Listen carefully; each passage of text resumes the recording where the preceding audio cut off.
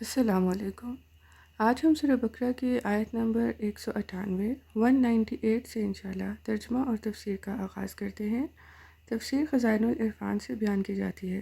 ثواب جاریہ کے طور پر ویڈیو کو لائک اور شیئر کر دیں اور چینل کو سبسکرائب کر دیں تاکہ ہم مل کر قرآن پاک سیکھنے کی کوشش کر سکیں۔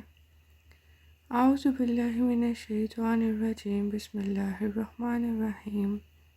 ليس عليكم جناح أن تبتغوا فضلا من ربكم فإذا أفدتم من عرفات فاذكروا الله عند المشعر الحرام واذكروه كما هداكم وإن كنتم من قبله لمن الضالين. And it is no sin on you if you also seek your Lord's bounty through trade during the Hajj days. Then, when you return from Arafat, celebrate the remembrance of Allah near Mashhar al-Haram, Muzdalifah, and remember Him as He has guided you, and you were certainly wandering disoriented before. اور تم پر اس بات میں کوئی گناہ نہیں اگر تم زمانہ حج میں تجارت کے ذریعے اپنے رب کا فضل بھی تلاش کرو۔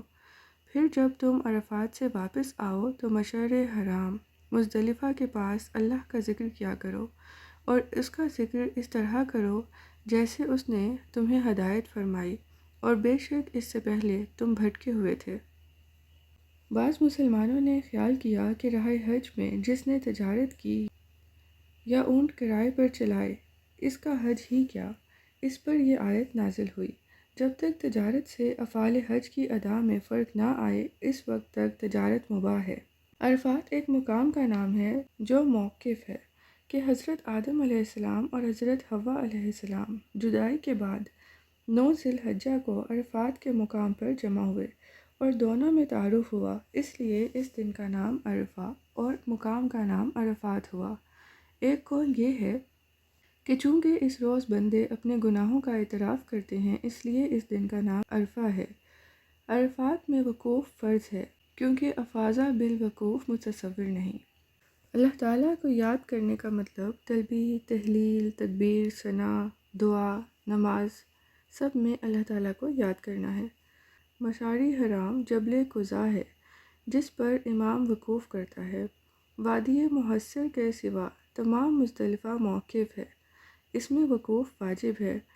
بے عذر ترک کرنے سے دم لازم آتا ہے اور مشعر حرام کے پاس وقوف افضل ہے۔ اور اس سے پہلے تم بھٹکے ہوئے تھے، مطلب طریقے ذکر اور عبادت کچھ نہیں جانتے تھے۔ ثم افیدوا من حیث افاض الناس واستغفروا اللہ ان اللہ غفور رحیم۔ Then return after going to that very place from where the other people return, and beg forgiveness from Allah. Allah is, of course, most forgiving, ever merciful. پھر تم وہیں سے جا کر واپس آیا کرو جہاں سے اور لوگ واپس آتے ہیں، اور اللہ سے خوب بخشش طلب کرو، بے شک اللہ نہایت بخشنے والا مہربان ہے۔ قریش مزدلفہ میں ٹھہرے رہتے تھے اور سب لوگوں کے ساتھ عرفات میں وقوف نہ کرتے تھے۔ جب لوگ عرفات سے پلٹتے تو یہ مزدلفہ سے پلٹتے اور اس میں اپنی برائی سمجھتے۔ اس آیت میں انہیں حکم دیا گیا ہے کہ سب کے ساتھ عرفات میں وقوف کریں اور ایک ساتھ پلٹیں۔ یہی حضرت ابراہیم اور اسماعیل علیہ السلام کی سنت ہے۔ فَإِذَا قَضَيْتُم مَّنَاسِكَكُمْ فَاذْكُرُوا اللَّهَ كَذِكْرِكُمْ آبَاءَكُمْ أَوْ أَشَدَّ ذِكْرًا فَمِنَ النَّاسِ مَن يَقُولُ رَبَّنَا آتِنَا فِي الدُّنْيَا وَمَا لَهُ فِي الْآخِرَةِ مِنْ خَلَاقٍ۔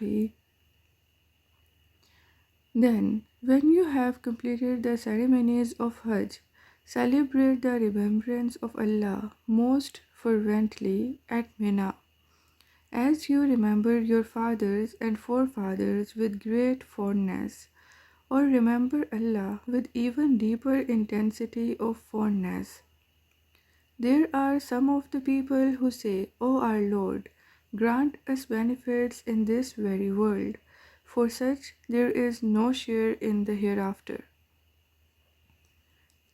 پھر جب تم اپنے حج کے ارکان پورے کر چکو تو مینا میں اللہ کا خوب ذکر کیا کرو، جیسے تم اپنے باپ دادا کا بڑے شوق سے ذکر کرتے ہو، یا اس سے بھی زیادہ شدت شوق سے اللہ کا ذکر کیا کرو۔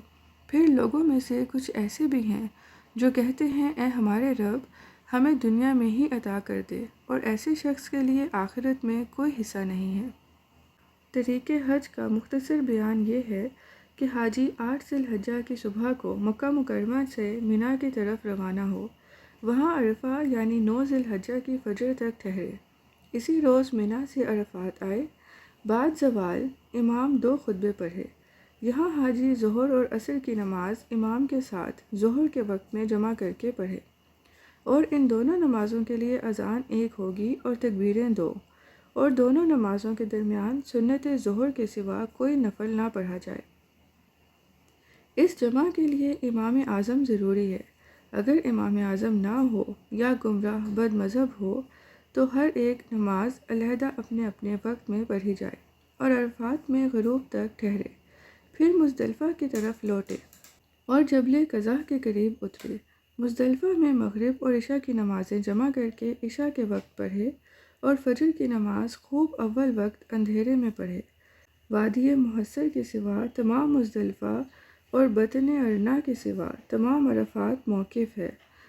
جب صبح خوب روشن ہو تو روز نہر یعنی 10 ذی الحجہ کو مینا کی طرف آئے اور بطن وادی سے جمرہ عقبہ کی 7 مرتبہ رمی کرے، پھر اگر چاہے قربانی کرے، پھر بال منڈائے یا کترائے، پھر ایام نہر میں سے کسی دن طواف زیارت کرے، پھر مینا آ کر 3 روز اقامت کرے اور 11ویں کے زوال کے بعد تینوں جمروں کی رمی کرے۔